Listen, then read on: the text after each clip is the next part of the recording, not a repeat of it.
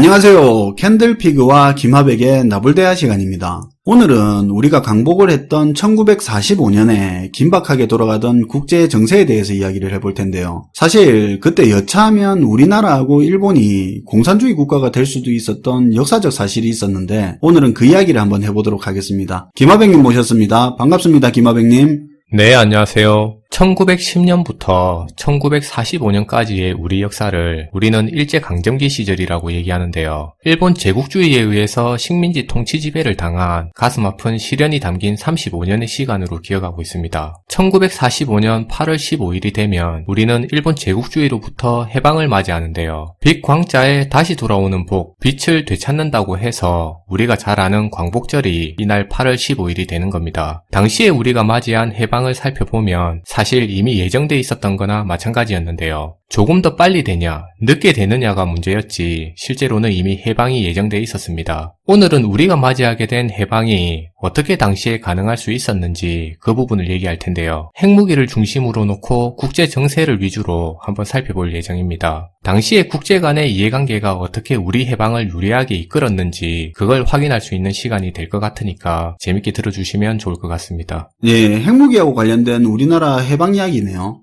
네, 일단 이야기의 시점을 1945년, 우리가 광복을 이룬 시점을 중심으로 얘기를 진행해 볼게요. 1945년 당시를 살펴보면 당시에 세 개의 큰 별이 세계를 주도하고 있었는데요. 그게 누구냐면 하나가 미국의 루즈벨트 대통령, 그리고 소련의 스탈린, 나머지 하나가 독일의 히틀러였습니다. 그런데 그 중에 가장 난폭했던 별 하나랑 셋 중에서 가장 빛났던 별 하나 해서 두 개의 별이 1945년 4월에 별똥별이 돼서 떨어져서 사라지게 되는데요. 가장 빛났던 첫 번째 별은 병으로 병사한 루즈벨트 대통령이었습니다. 루즈벨트가 죽고 나니까 당시에 미국의 부통령이었던 트루먼이 루즈벨트를 승계해서 미국의 대통령 자리에 오르게 되는데요. 그렇게 앞으로 새롭게 떠오를 별 하나가 등장하게 되는 거죠. 그리고 별똥별이 된 나머지 별 하나는 바로 히틀러였는데요. 2차 세계대전 양상이 연합군 진영으로 기울어져 버리니까 결국에 1945년 4월 30일에 자살을 선택해서 죽게 됩니다. 그리고 히틀러가 자살한 지 딱 8일 뒤에 독일은 2차 세계대전에서 항복을 선택하게 되는 거죠. 미국 루즈벨트 대통령하고 히틀러가 1945년 4월에 똑같이 사망한 게 신기하네요. 네, 큰 별 두 개가 같은 달에 떨어졌어요. 아무튼 이렇게 히틀러가 사라지고 나니까 그때부터의 글로벌 국제 정세는 미국의 트루먼 대통령하고 소련의 스탈린이라는 두 개의 별에 의해서 흘러가게 되는데요. 물론 그 주도권은 미국의 트루먼 대통령이 주도해서 이끌어가게 됩니다. 왜냐하면 당시에 미국이 보유하게 된 핵무기 때문인 건데요. 1945년 7월이 되면 미국은 세계 최초의 핵을 보유하게 되죠. 당시에 미국의 뉴멕시코 사막에서 트리니티라는 핵실험을 세계 최초로 하게 되는데요. 기도할 때 보면 성부와 성자와 성령의 이름으로라고 하는 아무튼 뭐 그런 게 있는데 요 삼위일체를 의미하는 트리니티라는 이름의 핵실험이 진행이 돼서 성공하게 되는 겁니다. 그리고 이때 만들어진 핵의 이름은 가제트라고 불리는데요. 이게 바로 인류 최초로 개발된 우라늄 핵무기였어요. 이렇게 미국의 트리니티 핵실험을 통해서 가제트라는 우라늄 핵무기를 보유하게 된 시점을 기준으로 우리 인류는 핵의 시대에 발을 내딛게 되는 거죠. 그리고 1945년 여름에 접어들 쯤 되면 미국은 추가로 플루토늄 핵폭탄 2개를 더해서 총 3개의 핵무기를 만드는 데 성공하고요. 이름하여 리틀보이와 팬맨이라는 이름의 핵무기 2개가 추가로 태어나게 되는 겁니다. 이 중에 리틀보이하고 팬맨이라는 이름의 원자폭탄 2개는 나중에 일본의 품에 안기게 되는 일이 벌어지게 되는 거죠. 리틀보이가 히로시마고 팬맨은 나중에 나가사키에 떨어진 걸로 유명하죠. 네, 맞아요. 그런데 여기서 우리가 일반적으로 알고 있는 사실은 일본에 떨어진 이 두 개의 핵무기가 원인이 돼서 우리 조선이 일제시대로부터 해방을 맞이하게 됐다고 그렇게 기억하고 있는데요. 이 내용이 실제로 맞는 내용인지 지금부터 그 부분을 한번 다뤄볼까 해요.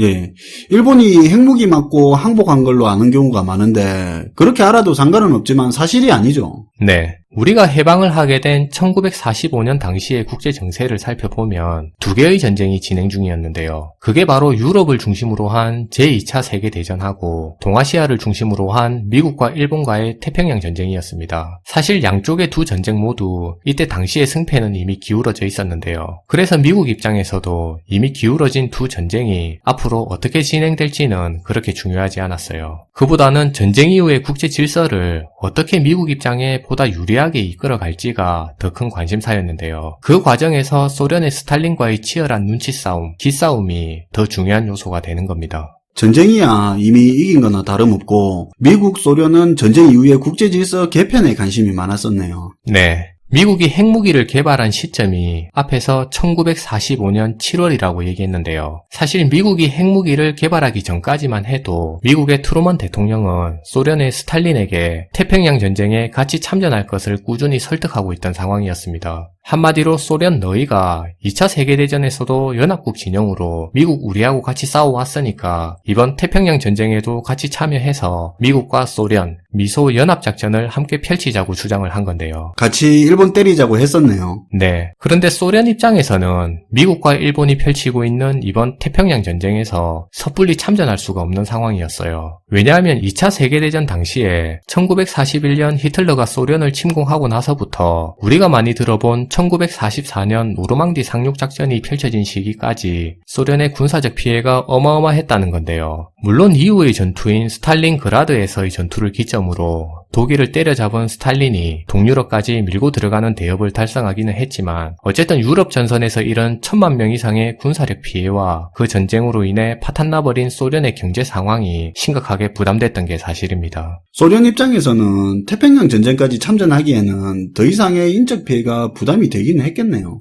네. 그래서 소련의 스탈린은 태평양 전쟁에 참전할 것을 꾸준히 독촉하는 트루먼 대통령의 끈질긴 설득을 이런저런 핑계를 대서 계속 미루고 있던 상황이었는데요. 그런데 트루먼의 이런 끈질긴 요구를 스탈린 입장에서는 계속해서 미룰 수는 없었어요. 결국에 두 사람은 소련이 참전하게 되는 그 날짜에 대해서 합의를 보게 되는데요. 그 날짜가 바로 1945년 8월 15일이 되는 겁니다. 광복절이네요. 네. 그러니까 소련이 시간을 계속 끌다가 8월 15일이 되면 태평양 전쟁에 참전하기로 결론이 난 거죠. 그리고 그날이 우리한테는 광복절이 되는 모양입니다. 소련이 처음에는 안 하려고 하다가 결국에는 참전하기로 마음을 굳힌 거네요. 네. 그런데 여기서 재밌는 게 미국과 소련이 정한 8월 15일이라는 그 날짜를 두고 미국이 한 달 앞선 7월 달에 핵무기를 개발해 버리니까 양 국가 간의 입장이 미묘한 관계로 빠져들게 되는데요. 아, 소련이 참전하기로 한 8월 15일은 핵무기가 아직 개발 안 됐을 때 기준으로 정한 날짜였네요. 그렇죠. 그러니까 미국과 소련의 관계가 1945년 7월에 미국이 핵무기를 개발하게 되니까 미묘한 관계로 꼬이기 시작하는 겁니다. 미국 입장에서는 핵무기까지 보유하게 됐는데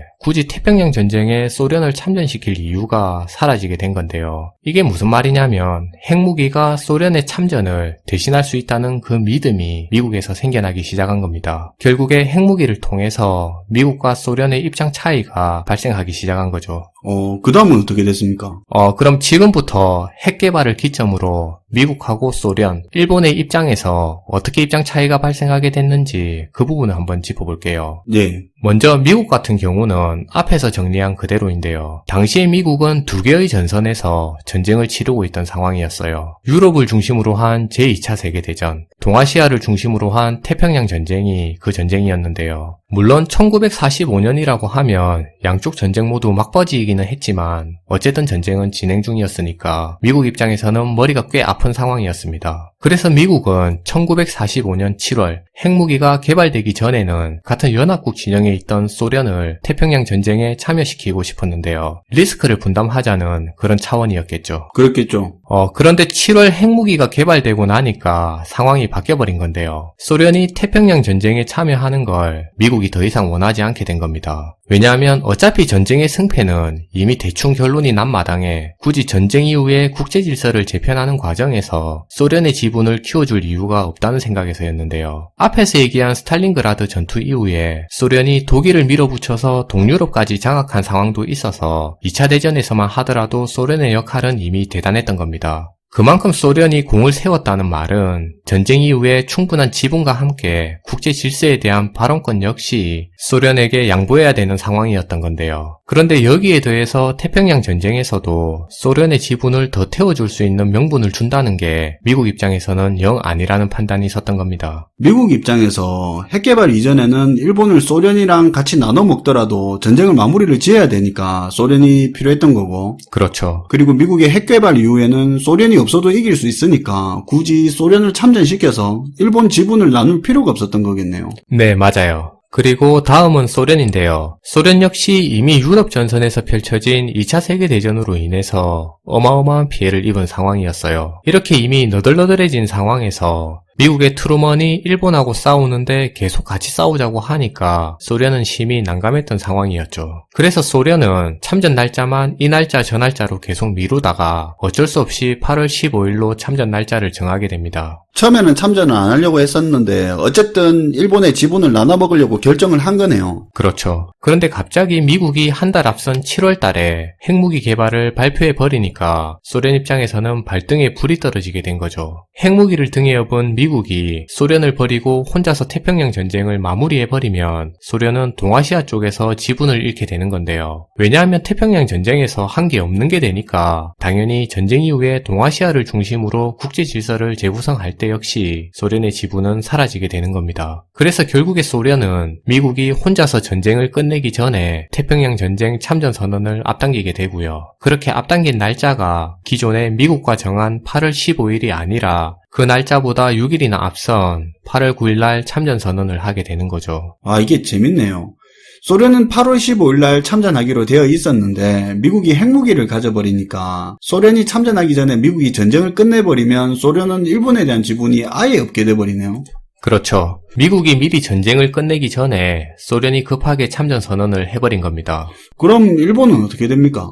이제 일본인데요. 당시에 일본은 히로히토 천황이 일본 제국을 이끄는 소위 천황제 국가였습니다. 일본은 이미 태평양 전쟁의 승패가 기운 상황에서 일본의 천황제를 계속 유지할 수 있도록 미국이 인정만 해준다면 항복선언을 할 수 있다는 의사를 내비치고 있었는데요. 그런데 미국은 다 필요 없고 무조건적인 항복이 아니라면 받아들이지 않겠다는 그 의사를 발표해버립니다. 일본 입장에서는 이미 승패가 기운 전쟁에서 항복선언을 하기 위한 명분이 필요한 상황이었는데요. 그리고 일본은 당시에 소련이 태평양 전쟁에 참전하기 싫어한다는 내용도 이미 알고 있었어요. 그래서 소련이 참전 일자를 미루고 있다는 내용도 일본 정부는 간파하고 있었습니다. 그래서 일본은 자신들이 항복할 수 있는 명분을 만들어줄 수 있는 국가로 소련을 이용하게 되는 거죠. 일본의 입장은 이런 건데요. 소련 너희도 어차피 전쟁에 참전하기 싫으니까 미국 좀 잘 설득해서 우리 천황제 유지할 수 있도록 중재자 역할 좀 잘 해주면 서로 좋은 게 좋은 거 아니냐고 그렇게 얘기하는 거죠. 이미 유럽에서 피해 많이 입은 소련은 태평양 전쟁에 참전 안 해서 좋고 이미 승패가 기운 전쟁에서 일본은 천황제 유지하면서 조용히 전쟁을 끝낼 수 있으니까 좋고 미국은 골치 아픈 태평양 전쟁에서 손을 뗄 수 있으니까 좋은 게 좋다는 명분입니다. 내가 항복을 할 테니까 네가 말 잘해서 미국한테 천황제 유지 좀 하게 도와달라 이거네요. 그렇죠. 그런데 이런 명분 역시 1945년 7월 미국이 핵 개발에 성공해버리니까 연기처럼 사라지게 되는 겁니다. 결국에 미국의 핵 개발에 따라 다급해진 소련이 참전 선언을 해버리면서 일본의 꿈은 무참히 짓밟히게 되는 거죠. 이게 상황이 상당히 급박하게 돌아가는 거네요. 네, 맞아요.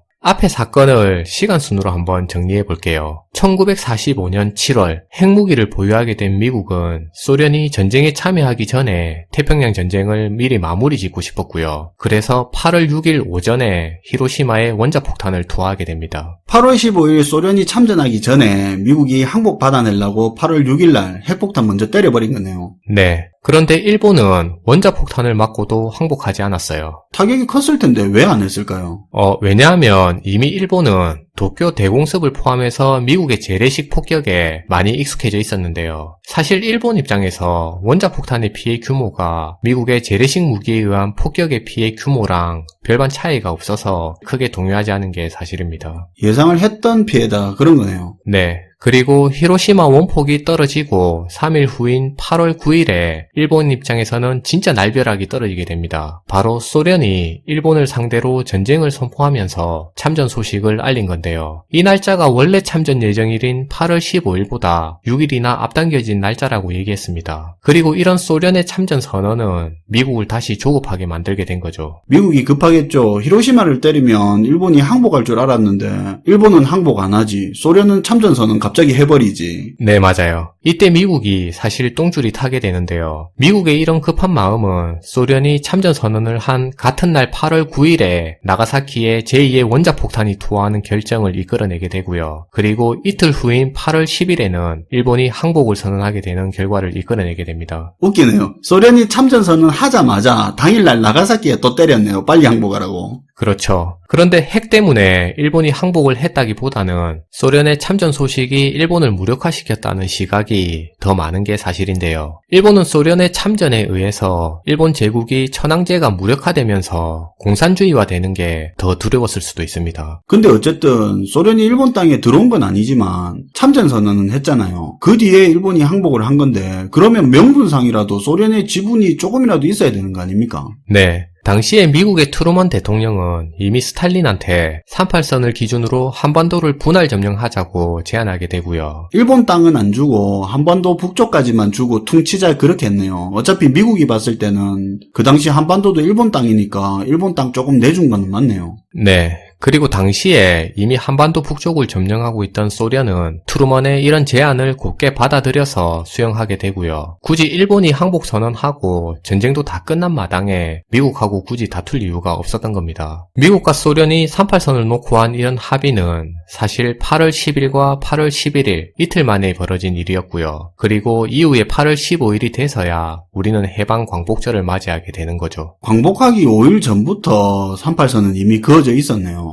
네. 사실 당시 상황을 살펴보면 우리 해방 독립은 이미 예정돼 있던 일이었는데요. 그 날짜가 조금 빨라지냐, 늦춰지냐의 문제였던 것 같습니다. 지금까지의 내용을 돌이켜보면 우리 해방일을 앞당긴 게 사실은 소련의 참전이 발단이 됐다는 걸 알 수 있는데요. 개인적으로는 인정하고 싶지 않은, 받아들이기 싫은 사실이지만 우리 해방에 소련의 영향력이 있었다는 게 현실인 것 같습니다. 독일의 존재가 미국의 핵 개발을 부추겼고요. 소련의 존재가 미국의 핵 사용을 부추기는 계기가 되었는데요. 만약에 미국이 핵을 사용하지 않고 미국과 소련을 포함한 연합군 진영이 일본 전쟁에 참여했다면 일본이 지금의 남북한처럼 갈라지지 않았을까 하는 그런 생각도 해볼 수 있을 것 같아요. 2차 세계대전 이후에 독일 문제를 놓고 연합군 진영이 독일을 갈라놓았는데요. 그 부분을 본다면 일본도 독일처럼 갈라지지 않았을까 하는 생각도 가져봅니다. 만약에 그렇게 됐다면 한반도는 소련의 영향력에 힘입어 공산권에 포함될 수도 있었을 것 같다는 그런 두려운 상상도 가능하겠죠. 핵이 없었다면 소련이 참전을 했을 거고 한반도는 소련께 되고 일본도 남북이 쪼개졌을 수도 있겠네요. 오늘은 옛날 이야기 들은 기분이네요. 오늘도 감사합니다, 김하백님. 네, 감사합니다. 오늘은 우리가 강복하기 보름 전쯤부터 해서 미국과 소련, 일본이 긴박하게 돌아가던 뒷이야기를 들어봤습니다. 일본이 핵보다 사회주의 체제를 더 두려워한 건 흥미로웠던 것 같네요. 시청해주셔서 감사하고요. 지금까지 김하백 캔들피그의 나불대화 시간이었습니다. 캔들스토리 식구가 되고 싶으시면 구독 눌러주세요.